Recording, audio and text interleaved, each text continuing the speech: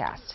Seconds after Albuquerque police officer Lou Golson left his squad car, he was shot. Cops say the man who Golson pulled over for driving drunk tried to kill him. Tonight, for the first time since that January 3rd attack, Golson is talking about the shootout and what may have saved his life. It's an interview you won't see anywhere else. Turn it off. But the guy behind the wheel didn't.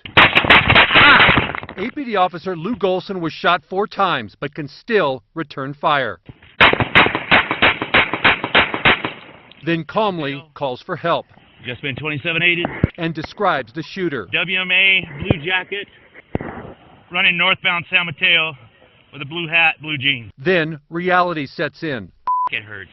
That was almost 3 weeks ago. This is Officer Golson now. Pillow there for the arm. Recovering at home. No. Medically, I'm doing fine. So is his memory. When I opened the driver's door, he spun sideways in his seat. He had a gun in his hand, and he fired 4 shots.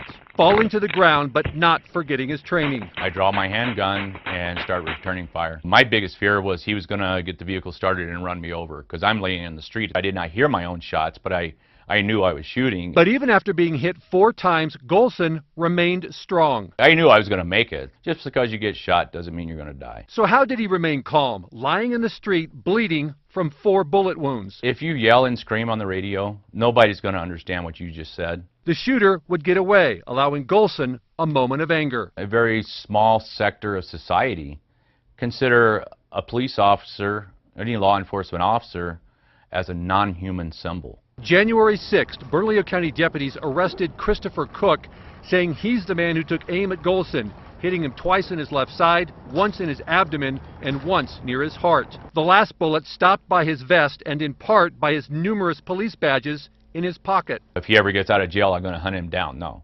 I honestly don't even think about the man. But he does think about that night and surviving on his training and some luck. I'm not saying I'm superhuman by any stretch of the imagination. Golson has been with APD 31 years and already wants to get back to work. I'll be back. I mean, it won't be tomorrow.